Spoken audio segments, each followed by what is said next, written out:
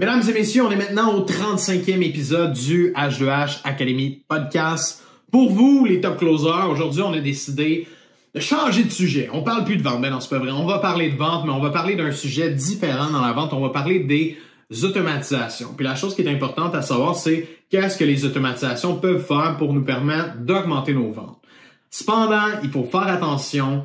Il y a des mauvaises automatisations, il y a des mauvaises façons d'utiliser les automatisations qui, au contraire, vont souvent négliger, je pourrais dire, ou même pourraient nuire à nos ventes tout simplement.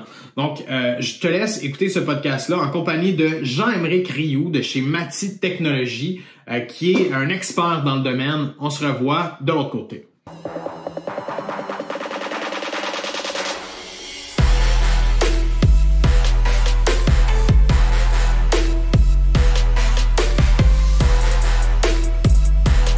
Donc, guys, ce matin, sans plus attendre, on reçoit à l'épisode un invité spécial que j'apprécie beaucoup. C'est quelqu'un que je connais depuis un moment quand même et que depuis tout récemment, on a commencé à collaborer puis à travailler ensemble. Il est venu sur notre conférence privée qu'on a offerte à nos clients élites. C'était en avril dernier, si je ne me trompe, fin avril, ouais. Puis, il avait apporté tellement des bons points, des bonnes notions pour aider nos clients à comprendre comment sauver du temps, comment sauver voire même de la main-d'œuvre, arrêter de répéter les mêmes tâches over and over again, puis finalement investir plus de temps dans leur zone de génie. Vous nous connaissez, la zone de génie chez nous, c'est la vente. Peut-être que certaines personnes pourraient dire le contraire. J'attends tout le temps quelqu'un qui va me le prouver. Bref, aujourd'hui, on reçoit Jean-Aymeric de Mati Technologies. Merci, Gia, d'être là avec nous. Je veux pas qu'on fasse un monologue de présentation, mais veux-tu rapidement nous expliquer un peu d'où tu viens, ton background, puis qu'est-ce qui t'a apporté à te lancer à ton compte dans les automatisations? Ouais, ben écoute, pour essayer de faire une histoire courte avec ça, j'ai tout le temps été passionné j'ai tout le temps été quelqu'un de curieux, quelqu'un de passionné de technologie puis d'entrepreneuriat. Je suis grandi dans une famille où est-ce que mon père est entrepreneur, mon mère est entrepreneur, fait que ça a toujours été quelque chose qui a tourné dans ma tête. Puis, bref, j'ai eu ma première entreprise à l'âge de 17 ans. C'est là que j'ai connu Pierre-Luc, justement, là, dans le franchise Vitrenet. Puis, j'ai aimé la partie développement des affaires, vente, quand j'ai eu cette entreprise-là. Puis, c'est dans le domaine du web là, que je me suis en allé par la suite. Fait que j'ai été au développement des affaires dans les agences web. Puis rapidement, j'ai commencé à questionner les outils qu'on utilisait à l'interne, puis est-ce qu'il n'y avait pas des meilleures façons de travailler, des façons plus efficaces.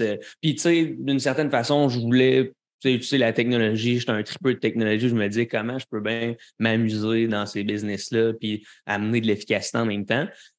Puis dans pas mal tous les business que j'ai été, j'ai mis en place des CRM, des automatisations pour simplifier de l'ouverture de dossiers. J'ai mis en place des logiciels qui allaient nous aider à être plus efficaces. Puis, à un moment donné, quand je travaillais chez Léo Solutions, j'ai approché mon patron à ce moment-là, puis j'ai dit, ben écoute, moi, je pars à mon compte, je vais faire des automatisations pour des clients. Je voyais qu'il y avait un potentiel là, il y avait beaucoup de demandes de ce côté-là, puis je me rendais compte que j'avais plus de fun à faire ça que de faire ma job qui était de rencontrer des clients pour les aider à mettre en place des stratégies web. Fait que ça faisait du sens d'aller voir ça. C'est un bout que ça me trottait en tête. Fait qu'en 2020, j'ai lancé Mati, puis ça fait 2 ans, un peu plus que 2 ans et demi qu'on aide des business, des entreprises de services, là, principalement, à mettre en place des logiciels pour structurer l'information puis automatiser leur processus d'affaires. Nice! Fait que très bon résumé. J'ai une question moi, pour toi par rapport à ça. Tu dis que tu étais intéressé aux outils technologiques, mais y a-t-il une partie de toi, parce que tu étais aux ventes, j'imagine, qui était comme comment je peux sauver du temps, comment je peux j'en vendre plus? C'était-tu un peu ça ta réflexion initiale ou c'était vraiment le trip de rester dans les outils technologiques? Là? Ben, définitivement qu'il y avait un mélange des deux. Là, en tant que vendeur, on est toujours incentivise, on a des incentives à aller faire plus de ventes. Fait que c'est sûr que c'était là, mais c'était aussi que les autres affaires autour de rencontrer des clients. Moi, j'aime ça parler, là, vous allez le voir dans ce podcast-là. J'aimais ça rencontrer des clients, j'aimais ça faire des ventes, mais de rentrer mes notes, puis de faire les soumissions, puis de sortir le beau document, puis toute la poutine autour de rencontrer le client puis faire la vente, c'était ennuyant. Fait que, d'une certaine façon, oui, c'était pour faire plus de temps en vente, mais c'était de retirer ces tâches-là qui, je me sentais pas dans ma zone de génie à prendre des notes et à faire de la paperasse, mettons. Fait que là, tu es en train de me dire que toi, en tant que gars qui faisait du développement des affaires, tu préférais travailler un CRM avec un CRM puis utiliser justement des outils technologiques plutôt que de te laisser des notes à gauche puis à droite. Parce que il y a pas mal de monde qui ont un problème avec ça. Puis moi, je vois beaucoup de réticence face au CRM, généralement, des gens qui sont comme ça me prend plus de temps, c'est plus compliqué. Puis, tu sais, je l'entends beaucoup de la part d'entrepreneurs parce qu'on travaille avec des entrepreneurs qui, eux, ont des vendeurs à l'interne. Ils sont comme, mais les vendeurs, ils veulent pas le prendre, le CRM, ils trouvent ça trop compliqué, ils trouvent que ça prend plus de temps. Fait que toi, tu me dis, dans le fond, que au contraire, tu as voulu intégrer un CRM pour te sauver du temps, pour faciliter ta prise de notes, puis juste être moins justement tout le temps en train de refaire les mêmes tâches over and over again. Exact. Tu sais, je ne voudrais pas prétendre genre avoir trouvé la science infuse du premier coup. Tu sais, un peu comme les entrepreneurs que tu rencontres puis les vendeurs, ben tu sais, ça n'a pas été j'ai mis en place un CRM puis là, c'était donc bien magique. Du jour au lendemain. Bien cool. Puis tout t'est rendu plus simple. Tu sais, j'ai eu le même feeling au début où est-ce que là, oh, OK, tu sais, il y a plein de trucs qu'on peut tracker, mais c'est qui le comique? J'ai l'impression qu'il va les tracker. C'est moi qu'il faut qu'il rentre les informations. Fait que, là, il y a eu ce petit côté-là où est-ce que, oui, c'est cool, l'outil est là, permet de structurer mes informations, permet de m'assurer que j'oublie pas des trucs, mais il faut que je les mette dedans. Fait que là, c'est là que j'ai commencé à m'intéresser à l'automatisation. C'est là que je me suis dit, OK, mais comment est-ce qu'on pourrait s'assurer que un rendez-vous, il rentre dans mon CRM directement? Puis quand que je fais ma proposition, ça déplace l'opportunité à la bonne étape dans mon CRM, puis ça allait mettre le bon montant selon la proposition que j'ai faite au client. Fait que c'est là que j'ai commencé à me poser des questions, puis je suis tombé dans des rabbit holes d'autres outils qui pourraient être intéressants, comme des logiciels de proposition, des logiciels de prise de rendez-vous. Puis, j'ai fait des automatisations. Fait que, c'est sûr qu'au début, si tu fais juste mettre en place un CRM, tu veux faire attention pour pas aller trop loin dedans puis commencer à tracker trop de choses parce que si tu fais tout ce tracking-là manuel, ça va t'étouffer puis tu vas juste arrêter de le faire puis tu t'en serviras pas du CRM. Tu vas dire, voyons, ça sert à rien un CRM, maudit, j'en ai un puis personne s'en sert. Ça, c'est le classique chemin. Fait que l'idée, c'est plus juste de suivre peut-être tes opportunités, d'avoir un endroit où est-ce que tu peux avoir ton tableau de vente, si on veut, puis au fur et à mesure que tu veux tracker plus de choses, il faut se poser la question, comment on peut automatiser cette entrée de données-là? Si tout ce que tu as à faire dans le CRM, c'est juste de l'entrée de données, puis c'est juste pour tracker des trucs, le monde n'aura pas de fun. Mais si mettre les affaires dans le CRM permet de simplifier ta création de propositions, permet de simplifier le transfert d'informations à production, permet de simplifier l'ouverture de ton projet, là, c'est un peu plus le fun. Parce que là, je fais une petite entrée de données là, j'ajoute de l'information au fil de mon cycle de vente, puis je sauve du temps à plein d'étapes. J'ai à gagner à remplir le CRM. C'est ça qu'il faut trouver quand on met en place un système comme ça. J'espère fortement que tous les gens qui utilisent un CRM puis qui, à l'heure actuelle, se plaignent ou du moins n'ont pas les résultats escomptés avec leur CRM, ne sont pas capables de faire remplir les informations dans leur CRM par leur équipe parce que justement, ils ne voient pas l'avantage, ils ne voient pas ce que ça leur donne. J'espère qu'ils ont noté quelque chose de ce que tu viens de dire à l'heure actuelle parce que moi, dans mon cerveau, je suis comme c'est tellement vrai. C'est des outils qui me manquent pour closer Pierre-Luc, justement. Est-ce qu'on intègre tout ça dans le CRM? Parce que pour ceux qui le savent, Pierre-Luc déteste les CRM, exactement pour les raisons que tu as mentionnées à l'instant. Puis je comprends les gens de détester le CRM, effectivement, si on l'utilise pas de la bonne façon, si on n'est pas capable de sauver du temps avec, parce que quand on l'utilise et qu'on a l'impression que ça nous prend 2 fois le temps pour faire le même job, évidemment, on va de moins en moins l'utiliser, le laisser de côté, puis finalement avoir fait du travail pour rien, payer pour rien pour un outil qu'on n'utilisera jamais. J'aime bien ça, ça fait tellement du sens de dire qu'on part de là, toi qui étais vendeur, pour dire, OK, là, j'intègre des automatisations, je veux sauver du temps, parce qu'en tant que vendeur, on est tous paresseux un peu, veut pas, puis on cherche comment on peut en faire plus en moins de temps, considérablement. Fait que j'aime bien ce bout-là, puis là, il y a probablement beaucoup de gens qui ont des PME qui nous écoutent à l'instant. Ça serait quoi la première étape, justement, pour une PME? Tu sais, t'as parlé de CRM, t'as parlé des automatisations. C'est où que ça vient, là, la première étape dans tout ça? C'est une très bonne question. Les gens, le côté, le mot automatisation, c'est sexy, c'est à la mode, le monde, ils veulent automatiser leur entreprise. Puis, c'est souvent, c'est pour ça que les gens vont nous approcher. Ils vont dire, OK, moi, j'aimerais ça mettre de l'automatisation en place dans mon entreprise. Mais je pense qu'il y a des étapes à faire avant ça. Ils sont moins sexy, c'est plate que ce soit ça, mais je pense que si on veut le faire adéquatement, il faut y aller dans le bon ordre. Puis, il y a toujours une première étape de stratégie. Mettons, nous, on va travailler avec un client, on va faire une stratégie au début où est-ce qu'on va regarder premièrement, c'est quoi ton écosystème technologique? C'est quoi les morceaux que tu as en place dans ta business? Es-tu sur des post-it? As-tu une multitude de fichiers Excel? Est-ce que tu as des outils? As-tu un CRM? Est-ce qu'il est adapté pour ta business? Est-ce qu'il y a des processus qui sont encore manuels dans ton entreprise qui mériteraient un nouvel outil? Fait qu'il y a une réflexion à faire pour ça. Fait que c'est sûr que si on veut bien le faire, on ne peut pas commencer par l'automatisation. Il va falloir réfléchir quel outil on peut mettre pour informatiser nos processus. Puis plus souvent qu'autrement, pour des PME, des entreprises de services, le CRM va être un bon point de départ. C'est juste comme on discutait précédemment, il ne faut pas tomber dans le piège d'essayer de tout configurer les features qu'il y a dans cet outil-là, toutes les fonctionnalités qu'il y a dans le CRM.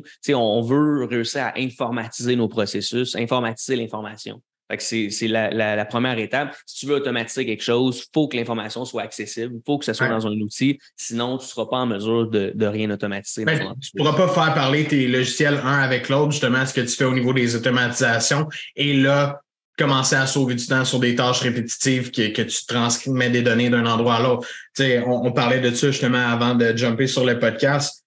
Moi, je me souviens, il y a 3 ans de ça, je pense. On a commencé à travailler avec une entreprise d'abattage et lagage quand j'étais chez Leadflow, puis on vendait des services web comme toi tu faisais. Puis la personne était uniquement sur des post-it. Peut-être qu'elle va m'écouter, elle va se reconnaître. Je sais qu'elle est dans le groupe à l'heure actuelle. Mais elle était juste sur des papiers, des post-it, puis j'étais allé chez eux closer la vente. C'était ça, là, le dossier client. Là. Fait que trouve ton client, il est où là-dedans? Bonne chance, de un. Mais de deux, c'est de la job. Là. Après ça, tu peux absolument rien automatiser. Envoyer un courriel, il faut que tu l'écrives manuellement, tu vas le chercher. Ça marche pas. Fait que, tout le monde qui, en ce moment, roule encore sur des post-it, des trucs qui sont écrits et des données qui n'ont pas intégré, que ce soit dans un outil comme un CRM pour avoir une fiche client ou encore dans un Excel, qui est le minimum qu'on peut faire quelque chose avec ça. Moi, je pense que ce serait vraiment la première étape à suggérer à quelqu'un qui roule encore sur du papier. Puis, pour de vrai, toi, tu dois en voir là, des gens comme ça, mais moi, j'en vois tous les mois, toutes les semaines, là, des gens qui sont encore fully paper, l'agenda papier aussi. Là, définitivement. Puis, tu sais, les gens qu'on va rencontrer qui vont avoir déjà fait un travail dans un fichier Excel, je dis toujours à la blague, c'est le multitude de fichiers Excel, c'était genre le Saint Graal du fichier Excel, il ne faut pas personne perdre. Je fais la joke, mais un client qui va avoir déjà fait cet exercice-là, puis qui va avoir réussi à structurer l'information sur ses clients, sur ses ventes, sur ses projets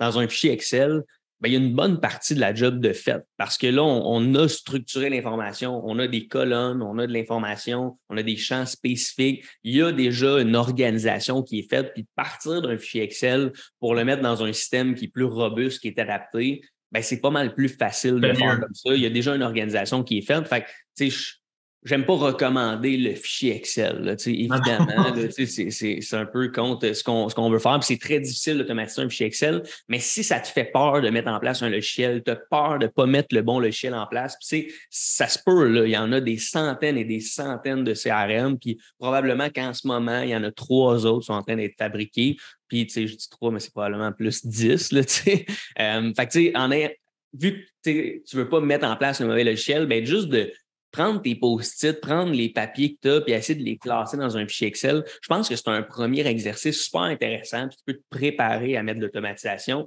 On ne veut pas mettre la charrue devant les bœufs, comme on dit. L'idée, c'est on ne peut pas faire de l'automatisation en premier, on ne peut peut-être pas mettre en place le parfait logiciel tout de suite, mais juste de commencer à informatiser ce que vous avez comme information sur vos clients, sur vos projets. Je pense que c'est un bon point de départ pour quelqu'un qui part vraiment de la base.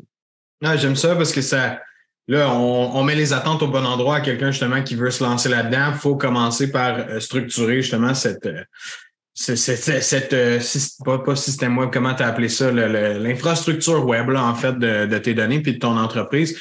Puis tout le monde a avantage de le faire évidemment en 2023. Je suis curieux, moi, mettons, au niveau de tes clients, les gens avec qui tu travailles, c'est quoi, je pourrais dire, les attentes? Y a-t-il des gens qui arrivent avec des attentes super élevées, de genre, OK, là, je veux tout faire ça, puis là, OK, ils prennent 2 minutes, font comme, ça va me demander peut-être plus de temps ou ça sera pas comment que je pensais. Est-ce que tu as genre des demandes farfelues ou des trucs comme ça qui proviennent des clients? Farfelu, j'ai pas encore eu la chance d'en avoir des vraiment farfelus, là, des demandes du moins d'automatisation farfelue, j'en ai pas eu. Des rencontres, ça oui, là, des fois on en a.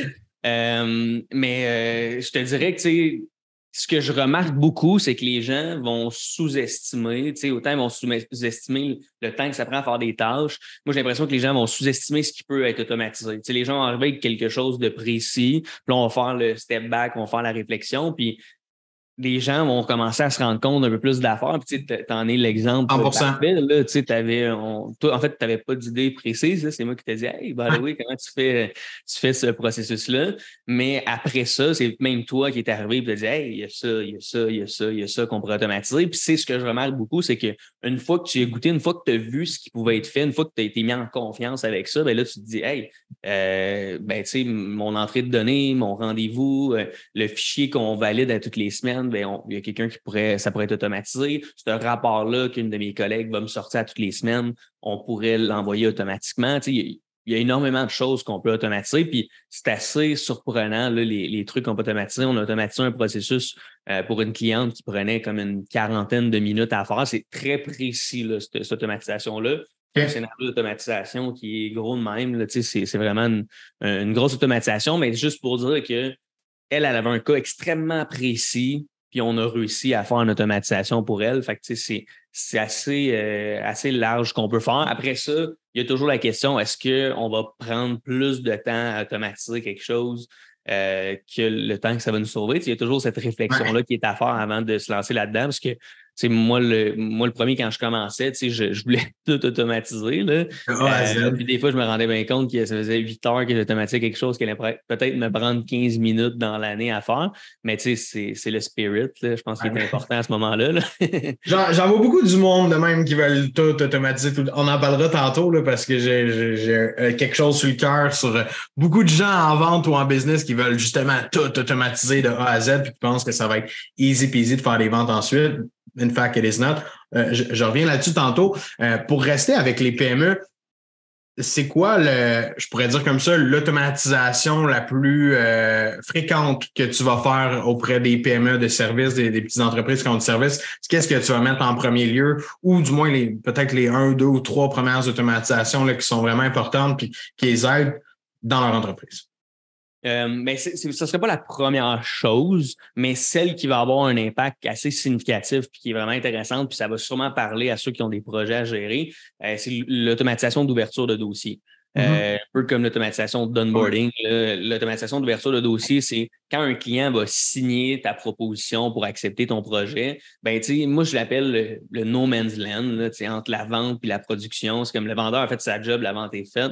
Mais là, la personne en production, la gestion de projet, mettons, elle a besoin d'avoir l'information pour starter le dossier, mais il y a comme un flou entre les deux, puis il y a une transition entre plusieurs départements à cette étape-là. Ouais. Fait que là, la vente est faite, là, tu dois sûrement aller créer dans ton serveur de fichiers, dans ton Google Drive, OneDrive, peu importe la solution de serveur de fichiers que tu utilises, il faut que tu ailles créer le dossier client puis le dossier pour le projet. Il faut que tu ailles dans ton logiciel de facturation, créer le devis ou créer la facture. Il faut que tu ailles dans ton logiciel de gestion de projet, aller ouvrir ce projet-là. Si tu utilises un logiciel pour puncher les temps de tes employés, il faut que tu ailles ouvrir ce client-là, que tu ailles mettre les bonnes tâches dedans. Fait qu'il y a énormément de petites choses à aller faire. Il faut que tu ailles mettre ton CRM à jour aussi, on ne l'oublie pas, le fameux CRM. Fait que toutes ces tâches-là, c'est plus que tu commences à ouvrir le projet par semaine, ça prend quand même pas mal de temps à faire ces éléments-là. Puis, si on parle, mettons, juste de la facturation, si tu factures pas rapidement, tes clients vont pas te payer rapidement. Si tu n'ouvres pas ton projet rapidement, tu n'es pas en mesure de démarrer ton projet plus rapidement. Ça affecte ton expérience client. Bref, il y a plein d'éléments dans ce processus-là qui ont beaucoup d'impact sur l'entreprise. Fait que ça, c'est une des automatisations, je pense, qui fait une grosse différence pour les business. Puis, tout le monde qui a déjà qu'il y a une entreprise de service qui a déjà essayé de passer un palier de croissance parce qu'ils ont commencé à engager plus de vendeurs, c'est une personne pour les aider aux ventes, une personne pour les aider en production, puis ils ont juste commencé à faire plus de ventes. Mais bien vite, ils se sont rendus compte que c'est pas juste d'avoir plus de monde puis faire plus de ventes. Il y a plus d'admin qui se rajoutent plus que tu fais de ventes. Puis il y a à peu près 5-6 tâches que tu dois faire à chaque fois qu'il y a un dossier qui rentre. Ben, on dirait que les tâches admin, on dirait qu'ils grossissent de façon exponentielle. Le travail, pas de cette façon-là. Fait d'automatiser cette partie-là, ça rend la croissance plus fluide, je pense. Puis toute entreprise de service qui cherche à faire une croissance, je pense que ça va avoir un gros impact d'automatiser l'ouverture de projet. Définitivement. Puis ça a été le premier projet qu'on a fait. Moi, je voyais pas ce temps-là qui pouvait être sauvé de cette façon-là. Tu sais, t'es pris dans tes bonnes vieilles chaussures, tu fais les mêmes choses over and over again, jour après jour. Tu te poses pas vraiment de questions. Moi, j'étais vraiment rendu là. J'étais comme, OK, on va automatiser. Je me souviens plus pourquoi j'étais venu te voir initialement, mais ça avait même pas rapport avec ça. Mais je me souviens, mais vraiment pas rapport avec ça. Parce qu'on jasait de vente. Ouais, on jasait de vente, puis là, je sais pas, on est venu à une question, puis là, tu me dis, ouais, comment tu fais ton onboarding? Là, j'ai fait, je crée un fichier Google. Là, après ça, je copie les dossiers, je les mets dedans. Là, Karine, elle invite la personne à tel endroit, à tel endroit, à tel endroit. Là, on fait. Là, t'es comme, ouais, tu peux pour automatiser des choses. Là, je suis comme, mais non. Tu dis, ouais, on peut automatiser. Je suis comme, OK, t'as un peu, là, je calcule, OK, elle va sauver 20 minutes à chaque jour. Pas à chaque jour, quasiment à chaque jour. On fait une vente par jour en moyenne. Donc, 20 minutes à chaque jour. Ça fait quand même plus qu'une heure par semaine de sauver dans une année. C'est 50 heures. Là, je veux dire, ça fait plus que 50 heures probablement. Moi, je sous-estime toujours le temps des tâches. Hein, comme on disait. C'est pas juste ça, c'est aussi, vous êtes en croissance. Là, dans 100%. Fait que vous allez en faire plus de ventes. Là, oui, à ce rythme-là. C'est ça aussi que j'aime ramener quand j'ai ces discussions-là avec les entrepreneurs que j'aide. C'est dans le volume actuel, dans un contexte où est-ce que tu n'es pas en croissance, que tu fais le même volume de vente, c'est ça que ça te coûte en temps. Puis, ça te le coûte, là. C'est pas parce que tu payes juste l'employé-là que ça te le coûte pas. En termes de, c'est le même argent qui sort à la fin de la semaine, mais c'est pas le même argent qui rentre parce que cette personne-là n'est pas en train de faire des choses qui vont avoir plus de valeur pour ton entreprise. Fait que, puis, si on rajoute en plus l'effet de croissance, ça va te coûter encore plus cher moving forward de faire ces tâches-là. Fait que, ça a un gros impact. C'est pas une tâche qui demande une expertise non plus. On s'entend, c'est pas comme une tâche que tu as besoin d'avoir quelqu'un qui a un background, qui a de l'expérience, qui est professionnel pour faire ça. J'aime beaucoup mieux donner du temps à Karine à faire du marketing, à travailler avec moi sur justement les idées qu'on a, qu'elle soit dans l'action plutôt qu'elle est en train justement de faire de l'entrée de données, mettre ça en place. Ce n'est pas payant pour moi qu'elle soit sur des tâches comme ça. Puis c'est pas payant pour les entrepreneurs. Même si on a un adjoint, quelqu'un qui, oui, c'est ses tâches de faire de la comptabilité, c'est ses tâches de faire. Certainement qu'elle a d'autres tâches plus rentables à faire que de faire de l'entrée de données, copier un courriel, de le mettre c'est sûr qu'elle a une tâche qui est plus performante que celle-là à faire. Moi, ça a été ça un peu le wake-up call quand j'ai vu ça. J'ai fait, hey, je veux y dégager le plus de tâches qui n'apportent pas de valeur à la business. Faire la comptabilité, c'est important que ce soit sharp. On a une comptable en arrière qui nous aide, qui fait ça. Évidemment, faire la tenue de livre, c'est important que ce soit bien fait. Mais j'ai bien aimé ce que tu m'as déjà mentionné. L'automatisation ne fait pas d'erreur, alors que l'humain peut faire des erreurs aussi. Donc, tu sais, une tâche de justement copier un montant, copier ça. Si moi, je l'ai bien rentré dans les données initialement et je n'ai pas fait d'erreur, l'automatisation reprend mes données telles quelles et elle ne fera pas d'erreur en retranscrivant une deuxième fois.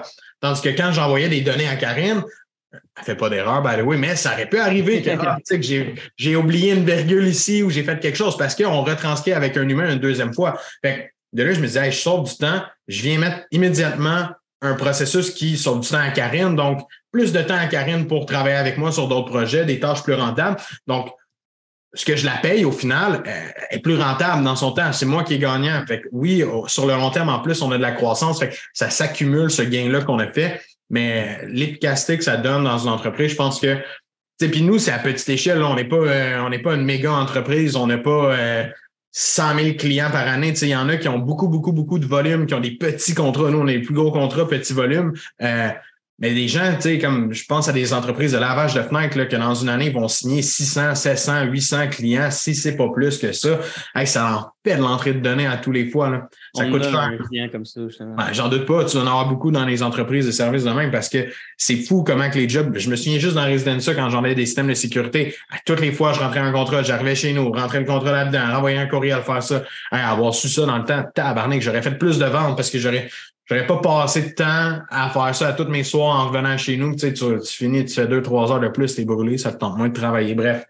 Ne serait-ce qu'être juste, tu sais, aussi, un point que si tu me permets que je voulais ajouter là-dessus, c'est que tu sais, c'est pas les tâches les plus stimulantes non plus. Non. Tu sais, c'est pas grand monde qui va aimer faire ces tâches-là. Tu sais, même si tu fais pas plus d'activités de vente parce que tu n'as pas à faire cette entrée de données-là, ben ça apparaît probablement dans ton moral. Puis je suis convaincu que vous parlez de comment votre moral puis comment l'énergie que vous avez dans vos ventes va avoir un impact sur les résultats. Fait que, tu sais, ça, c'est un point intéressant. Puis un autre point que tu as mentionné au niveau des erreurs, si le processus est bien réfléchi, on a des bons points de contrôle dans le processus, ben ce processus-là, si on l'automatise, ça va amener du succès, puis ce processus-là va fonctionner, puis ça ne fera pas d'erreur. Si ton processus n'est pas bien réfléchi, il y a des incohérences dans ton processus, puis il y a des erreurs qui se développent là-dedans, bien, si on l'automatise, on va automatiser des erreurs. C'est ça qu'il faut garder en tête aussi. Fait que bref, si on pense bien l'automatisation, il n'y en aura pas d'erreur. Par contre, si ton process n'est pas réfléchi, puis tu veux juste garrocher de l'automatisation là-dedans, ben, tu vas automatiser quelque chose, mais c'est probablement pas ça que tu voulais automatiser. Ouais, le output ne te donnera pas le résultat que tu voulais au final. Il y a une question qui m'est venue en tête pendant que tu parlais de ça. Tu sais, si on se met un peu dans le cerveau de quelqu'un qui est déjà peut-être à l'aise avec les outils technologiques, qui est habitué peut-être d'en utiliser certains, comment ça fonctionne une automatisation? Mettons, c'est quoi les outils que tu utilises et qu'est-ce que tu connectes ensemble juste pour que les gens peut-être ils visualisent ça là, autrement? Oui, exact. Ben, il y a plusieurs façons de faire l'automatisation. Tu sais, mettons, la technologie qui le permet, c'est que les logiciels vont avoir des API. Vous avez probablement entendu parler de cet acronyme-là, sinon je vais vous le dire. API, c'est Application Programming Interface. Fait que c'est une interface de programmation. Fait que et en gros, ce que ça permet de faire, c'est que ça permet de parler au logiciel sans avoir à utiliser l'interface visuelle. Au lieu de prendre ta souris, ton clavier pour entrer les données dans le logiciel, ben on y envoie une lettre par la poste. Là, je fais des air quotes. Là. On y envoie une lettre par la poste avec qu'est-ce qu'on veut qu'il fasse, puis il va le faire. L'exemple qu'on a souvent pour l'API, c'est un serveur dans un restaurant. Tu vas lui dire « Hey, j'aimerais ça avoir un steak puis des frites », puis il va aller en cuisine, il va aller chercher un steak puis des frites, puis il va te le ramener. C'est un peu la même chose avec l'API, c'est juste qu'on peut envoyer du stock en cuisine aussi pour garder cette analogie-là.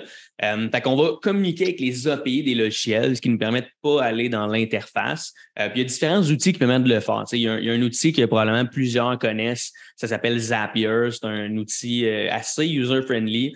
Moi, pour monsieur, madame, tout le monde qui ont des intégrations simples à faire, qui veulent avoir une interface intuitive, le fun, avec des belles couleurs, des beaux boutons, c'est facile de se retrouver là-dedans. Je recommande Zapier pour ceux qui veulent se mettre les mains dedans. Il ne faut pas penser que parce que le logiciel est beau, facile à utiliser, que c'est pour autant extrêmement facile d'automatiser tout vos processus. Mais il y en a certains dans votre business qui sont plus simples, qui sont plus faciles à automatiser. Vous allez sûrement être capable de faire.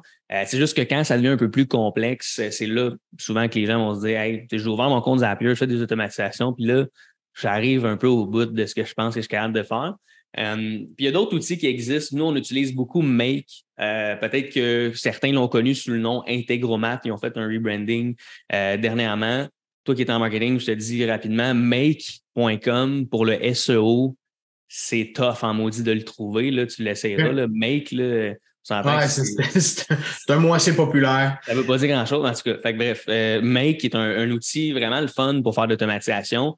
Un peu plus flexible que Zapier. Fait que cet outil-là va nous permettre d'appliquer une logique d'affaires plus complexe. Fait que, d'avoir différentes conditions dans ton automatisation. Fait que, mettons, le client, on lui a vendu tel produit, bien, on va créer telle liste de tâches dans notre logiciel de gestion de projet. Si on lui a vendu tel produit et tel produit, bien, on va combiner ces deux listes de tâches. Bref, on peut faire des automatisations un peu plus complexes avec celui-là. Puis c'est encore l'interface visuelle. On va mettre des blocs dans notre interface, puis on va connecter nos logiciels. Puis sinon, il y a... Oui, vas-y, excuse-moi. Tu n'as jamais besoin de faire de code nulle part là-dedans. C'est toujours comme justement avec Make ou avec Zapier. Fait il y a pas, tu n'as pas besoin de rentrer dans l'API ou de changer quelque chose. on pourrait dire, d'un système déjà présent? Ben, je m'en allais là, justement. Là, dans des cas plus précis, on va utiliser PipeDream, qui est un outil similaire à Zapier puis à Make, mais lui, on va écrire le code. Tu sais, le gros avantage d'utiliser un des 3 outils que j'ai parlé, c'est qu'eux vont s'occuper de l'infrastructure. Eux, tu vas payer un frais mensuel, puis ils vont s'occuper de rouler tes automatisations, puis t'assurer que les automatisations fonctionnent. Puis s'il y a une automatisation qui ne fonctionne pas, il va le garder en mémoire, puis il va pouvoir te le dire, hey, cette automatisation-là, ce cas précis-là n'a pas fonctionné pour que tu puisses le refaire. Fait que c'est l'avantage d'utiliser ces outils-là, plutôt que de faire ton propre code toi-même, c'est vraiment l'infrastructure que tu vas aller chercher. Puis après ça, selon ton niveau technique, c'est ce qui va déterminer quel outil tu devrais utiliser. Est-ce que tu vas avec un Zapier, avec un Make ou un PipeDream? Ça dépend vraiment, mais tu sais, l'automatisation, avec ces outils-là, ce que ça va permettre de faire, c'est de dire, OK, bien, s'il arrive telle chose dans le logiciel. Fait que si dans mon CRM, je dis que j'ai gagné cette vente-là, ben là, ça va envoyer l'information à Zapier, mettons. Puis là, après ça, on va pouvoir utiliser l'information de cette vente-là pour envoyer ça dans un autre système. Fait que là, OK, client Nicolas de H2H, on a fait une vente de 150 000. Fait que là, on va aller dans le QuickBooks, puis on va dire, va trouver le client Nicolas d'H2H. Est-ce qu'il est dans le système? S'il n'est pas là, crée le client, puis ensuite crée la facture, envoie la facture pour que le client puisse payer. Fait que bref, c'est un exemple très high level, mais c'est souvent en intégrant des logiciels qu'on va faire de l'automatisation. L'autre cas de figure, ça va être des automatisations planifiées. Fait que de dire, OK, à tous les lundis, 8 heures, je veux un rapport d'avancement de tous mes projets qui sont en cours. Fait on est où par rapport au budget? Fait que ça, c'est un exemple qu'on pourrait avoir pour des automatisations planifiées. Nous, on utilise Discord pour communiquer à l'interne chez Mati, puis on a un channel spécifique dans lequel nos rapports de projet rentrent à tous les matins. Un beau petit message, des petites emojis en fonction de on est où dans le budget. Fait que si on est loose dans le budget, il y a un petit emoji avec la lumière verte. Si on est proche de la fin, ça va être en rouge. Fait que bref, juste pour donner une idée de ce qui peut être fait, là. OK, ben, fait que ça donne une bonne idée à tout le monde. J'imagine qu'il y a des gens qui se demandaient comment ça fonctionne, c'est quoi la mécanique derrière tout ça. Merci pour ton explication, c'était très clair. Pour pas manquer de temps, parce que je ne veux pas trop étirer les podcasts dorénavant. Admettons que quelqu'un, justement, vit des problèmes comme ça, comment il peut te rejoindre, mettons, pour discuter ou voir s'il y a quelque chose de réalisable à faire avec son projet?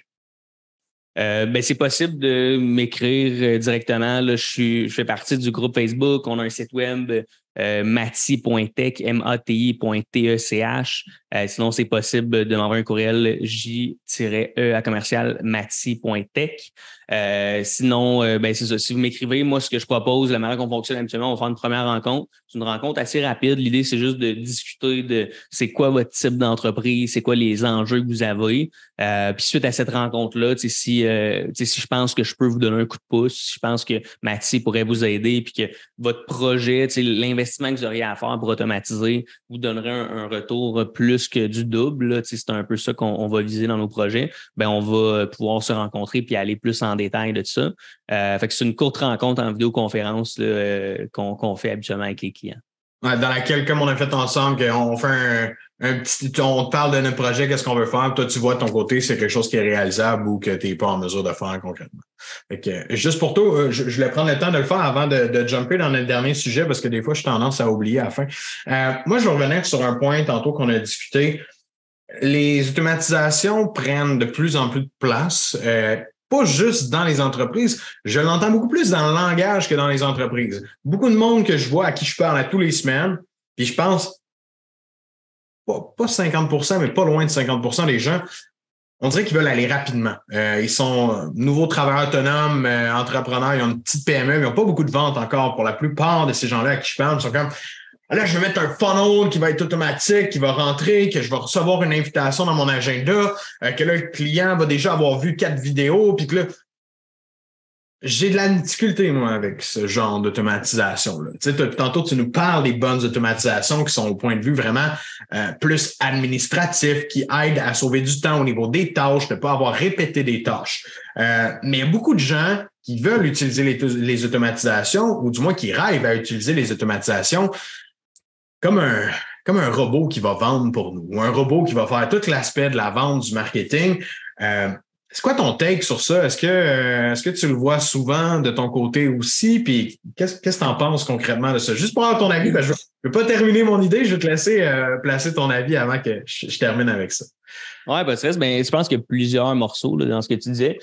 Premièrement, il y a le morceau d'automatiser trop rapidement. Ça, c'est le premier qui t'a soulevé et que je trouve intéressant, peut-être faire du ménage là-dessus. Je le disais tantôt, là, si ton process n'est pas bien défini, ton processus est pas bien défini, pas été testé, tu n'es pas trop sûr des étapes, tu es comme on fait à peu près ça. Si tu automatises ça sans l'avoir testé, sans avoir validé que c'est un processus qui a été prouvé, plus souvent qu'autrement, tu vas automatiser des problèmes. C'est pas. Excuse-moi de t'arrêter quand tu dis tester. Juste pour que ce soit clair pour tout le monde, tu veux dire le faire manuellement. Donc, en voulant dire vendre ton produit, faire ce que tu veux automatiser, mettons, dans ton funnel marketing à la main avant de dire je suis capable de l'automatiser. C'est bien ça que tu veux dire?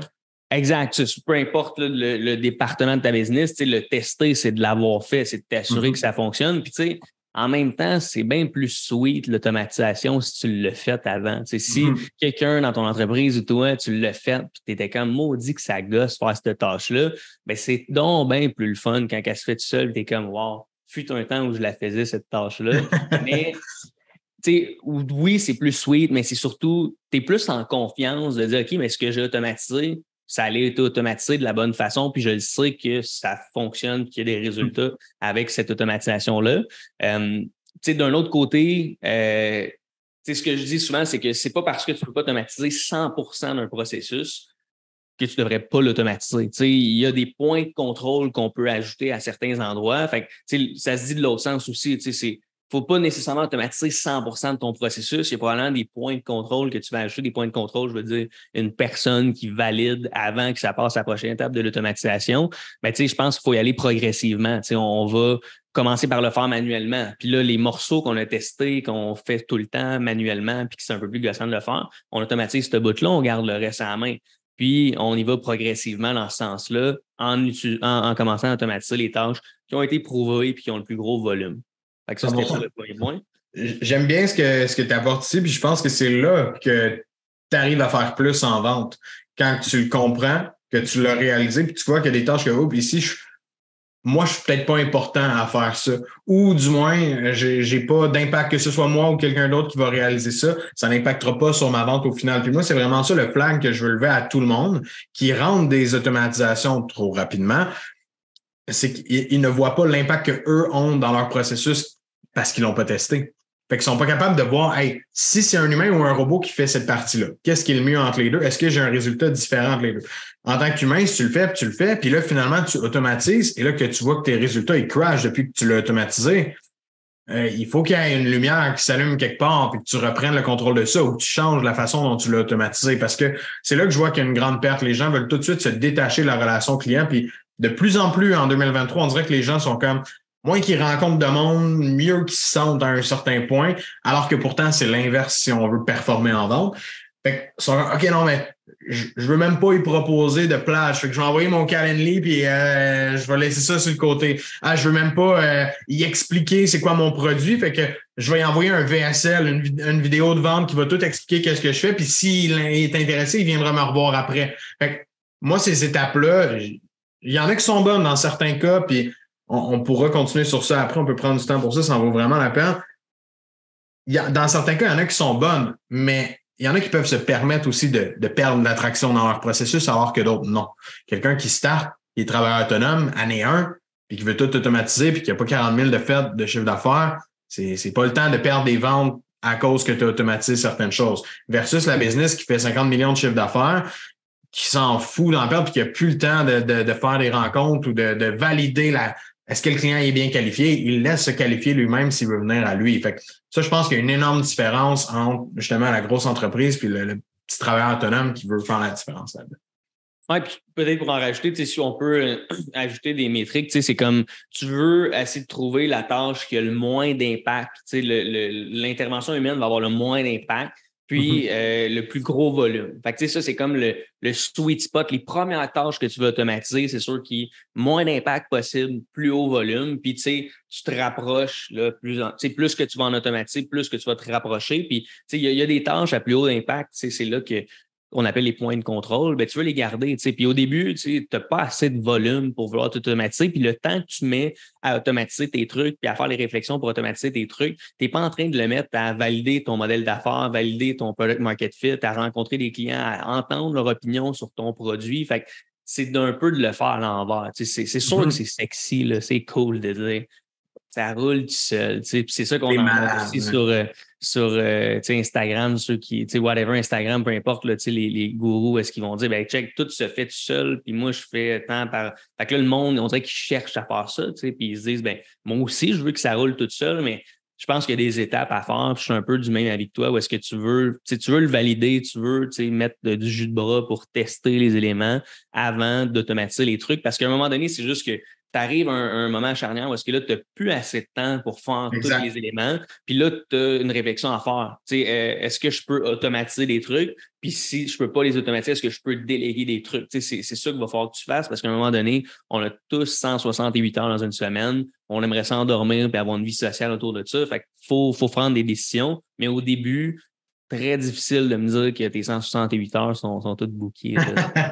Ben d'accord avec toi. Puis je suis content que tu fasses du pouce comme ça là-dessus. Puis moi, on dirait que ça vient me chercher assez fort, je te dirais, quand j'entends quelqu'un qui m'écrit « Je veux tout automatiser, j'ai mon funnel, j'ai ci, j'ai ça », je suis comme « Quand est-ce que tu rencontres un client? » Puis je suis comme « Ah ben, il va payer s'il est intéressé. » Je suis comme je sais que c'est pas de la faute de la personne, puis tu l'as mentionné, c'est ce qu'on voit en ligne. C'est la grosse business ou du moins la business qui vend ça, ce système d'automatisation-là, qui vend l'idée d'intégrer ça de A à Z et qui vendent à des gens qui sont pas rendus là concrètement. C'est ça un peu qui est la problématique pour moi parce que il y a trop de gens qui ont de la difficulté à vendre parce qu'ils n'ont pas suffisamment de relations humaines, ils connaissent pas leurs clients, ils savent pas c'est quoi leur enjeu. Ils pensent que ça va se faire tout seul parce qu'ils ont un beau produit, une belle offre, quelque chose d'intéressant. Et pourtant, il faut le tester. Fait que ça revient vraiment à cette première idée-là ici, tout ce qu'on a mentionné là-dessus. Merci pour ton appui. J'avais mentionné d'autres points tantôt. Automatiser trop vite. C'était quoi tes autres points que tu avais en tête? Tu me mets sur le spot, là. Tu me mets sur le spot. Pour vrai, je pense que ça, c'était un des points principaux que tu l'as adressé. Je pense qu'on a adressé ces points majeurs. Allons sur le Calendly. Moi, je suis curieux de t'entendre parce que je sais que tu as une opinion différente de la mienne. Fait qu'on va pouvoir en jaser de ça. Le Calendly, qu'est-ce que tu penses des gens qui utilisent leur Calendly comme abondamment et que c'est leur seul moyen de booker genre partout? C'est drôle parce que mon opinion a évolué un petit affaire parce que j'ai commencé à avoir un gros volume de rencontres. Puis moi, dans le fond, j'ai des publicités qui roulent, puis les gens m'ont booké via mon Calendly. Fait que je suis le premier à me servir de mon Calendly. Puis j'avais, mettons, dans les dernières semaines, j'avais quand même pas mal de rencontres de booker, puis j'ai eu un niveau de choke, là, surtout avant les vacances, pendant les vacances. Ouais. Puis c'est là que je me suis posé la question de me dire, est-ce que, c'est quoi le sweet spot qu'on peut utiliser? Moi, je pense que c'est un bel outil à utiliser. Justement, si tu as des publicités en ligne, tu veux rendre ça le plus facile possible pour ton prospect de prendre une rencontre avec toi. Tout dépendant où est-ce que tu es rendu aussi. Si tu n'as plus de temps dans tes journées, tu ne peux plus rencontrer de clients, ben là, tu vas ajouter un fil supplémentaire, puis tu veux dire, check, mets ton nom ici, puis on va t'appeler quand il y a de la place.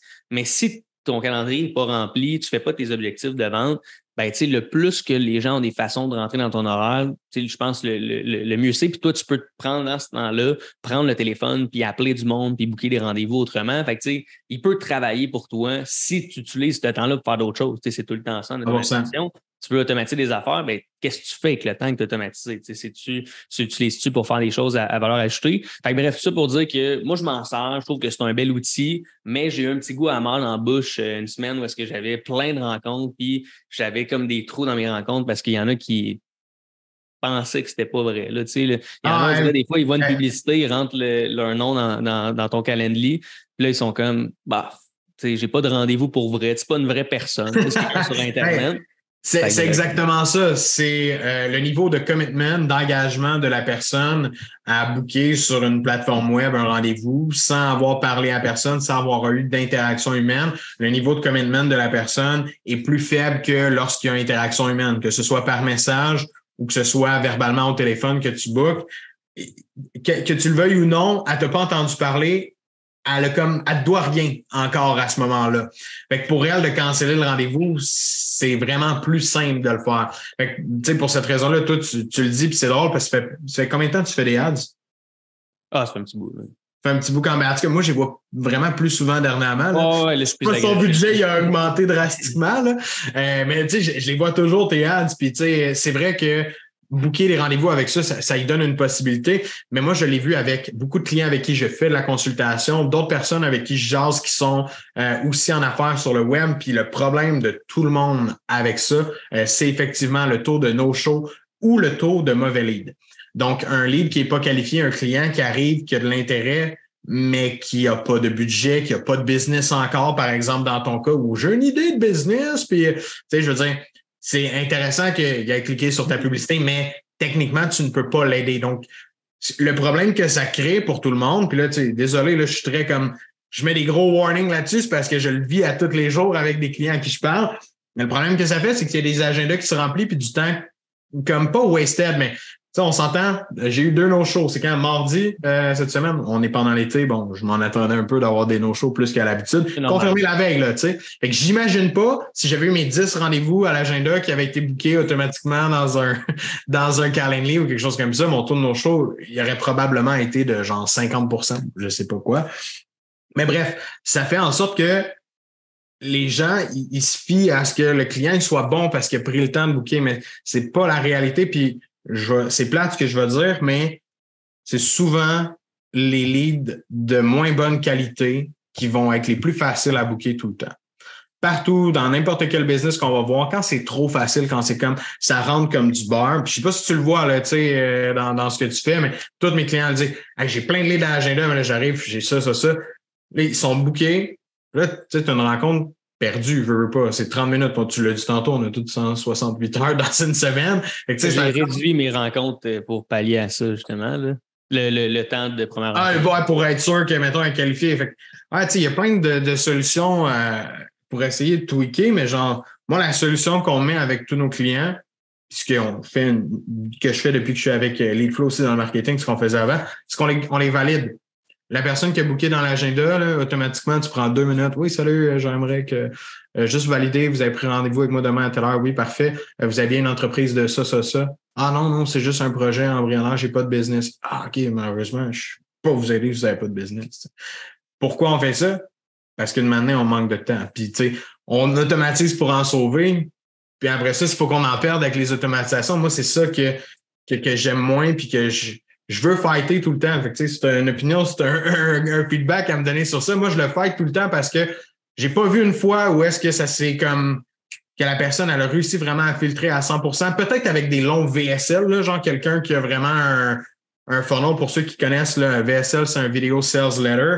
Quelqu'un qui a vraiment un long vidéo de genre 20 minutes qui explique tout son produit, son service, que la personne elle rentre, elle book son rendez-vous automatiquement dans l'agenda. Si elle a écouté le vidéo de 20 minutes au complet, c'est ça, le mot-clé, je pense, c'est au complet parce que j'en ai roulé une peu avec la VSL, puis il y en a qui, genre, ils n'avaient pas checké les vidéos, là. Puis c'est comme, ah non, tu fais quoi, toi? Je suis comme, bon, OK, good stuff. Cette personne-là est au courant. Mais, tu sais, je pense que tu l'as mentionné, tu sais, juste un point que j'aimerais faire un petit amendement. Ça, je pense pas que c'est l'automatisation qui nous enlève du temps, c'est le fait qu'on se dit, OK, ben, tu sais, c'est réglé. J'ai un calendrier, j'ai rien besoin de faire. C'est ça qui fait qu'on va perdre du temps. Fait que, tu sais, l'automatisation t'en sauve. Parce que de toute façon, il faudrait que tu l'appelles puis tu le bookes. Fait que si tu n'as pas à l'appeler et à le booker, il est booké. Si tu as juste à appeler pour confirmer ce que tu fais toi aussi, même quand tu bookes tes clients, ben, est-ce que tu perds du temps? Non, tu vas juste t'assurer de libérer des plages dans ton horaire. Fait que, je pense que c'est de trouver le juste milieu, tu l'as bien mentionné, où est-ce que l'outil est là, mais est-ce que l'outil fait tout? Est-ce que l'outil est infaillible? L'outil peut-être, mais est-ce que ton processus dans lequel ton client va booker l'est? Peut-être pas, tu sais. Puis je te donnerai des nouvelles là, concernant ça. Je suis curieux. Est-ce un quiz funnel dans les prochaines semaines avec plusieurs questions qui vont te permettre de qualifier le client. Puis selon les réponses que le client va nous donner, on va l'envoyer à un chemin différent. Fait que soit une rencontre exploratoire, soit une rencontre plus pour qualifier le client, ou soit on va l'envoyer pour notre infolette directement. Lui, si ça ne fait pas avec. OK, c'est smart, ça, c'est brillant. Mais je voulais juste réitérer, là, je disais pas que l'automatisation elle-même fait perdre du temps, je dis plus que la cause parce que en voulant dire on veut automatiser, mais on finit à perdre du temps parce que on a des trous dans l'agenda avec des gens qui se présentent pas et tout. Puis je sais que tout le monde qui a un trou dans l'agenda, des fois, branle entre deux rendez-vous à aller sur Internet puis faire d'autres choses. Là. Je suis pareil, là, je veux dire, je sais c'est quoi. Mais c'est ça, souvent, l'impact que ça a. Quand on a des no-shows dans une journée, ça nous drop notre énergie. Justement, on prend pas le temps de dire OK, je vais caller pendant 30 minutes. C'est pas assez 30 minutes pour genre te mettre dans le mood d'aller faire des calls. T'as pas non plus peut-être de l'admin à faire cette journée-là. Peut-être tes tâches sont déjà faites. Fait que là, t'as un 30 minutes wasted. Fait que c'est ça que je veux dire. C'est qu'au final, il y a des répercussions qui peuvent nous faire perdre du temps. Fait que c'est important, comme tu l'as mentionné, de bien contrôler puis de pas prendre pour acquis que tout est fait parce que c'est une automatisation puis qu'il n'y a plus rien à faire. Love it, man. Hey, merci beaucoup. Je vais closer ça là-dessus, à moins que tu aies un petit dernier mot ou un autre point que tu voulais ajouter. Honnêtement, je pourrais parler d'automatisation pendant longtemps, là, mais on va pas avoir le choix de terminer ça. Merci encore de m'avoir. Merci à toi, man. C'est vraiment cool de genre d'automatisation. Fait que, puis il y a une belle gang aussi que vous avez, fait que c'est le fun de partager avec vous autres. Sharp. Merci beaucoup, J.E. Super apprécié. Guys, merci d'avoir été avec nous pendant ce 35e épisode de podcast. Jean-Amérique a été super gentil de venir nous parler d'automatisation, de nous présenter tout ça. Si c'est pas déjà fait, vous pouvez aller voir Mati Technologies sur Instagram, encore Jean-Amérique Rioux sur Facebook. Allez le voir si vous avez des questions pour lui. Vous pouvez toujours m'écrire aussi, je peux vous mettre en contact avec lui, ça va me faire plaisir si vous avez des questions, si vous avez besoin d'aide à ce niveau-là. Pour ce qui est du reste, comme à l'habitude, je vous demande une seule et unique chose. Si vous écoutez religieusement notre podcast, vous aimez ce qu'on fait, vous croyez que ça pourrait aider peut-être d'autres personnes, n'hésitez pas à le partager et surtout, allez mettre un 5 étoiles, suivez-nous sur les médias sociaux, laissez-nous un petit commentaire quand il y a un épisode comme ça que vous aimez davantage. Pour de vrai, c'est notre paye. Pour moi, c'est ce que je trouve qui est le plus agréable, de recevoir vos commentaires, de savoir que ça fait une différence dans votre réalité, que ça vous aide dans vos ventes. On en reçoit déjà beaucoup à l'heure actuelle. Puis je vous dirais, s'il vous plaît, continuez parce que ça fait toute la différence pour nous. Sur ce, je vous souhaite d'excellentes ventes. On se revoit dans le prochain épisode.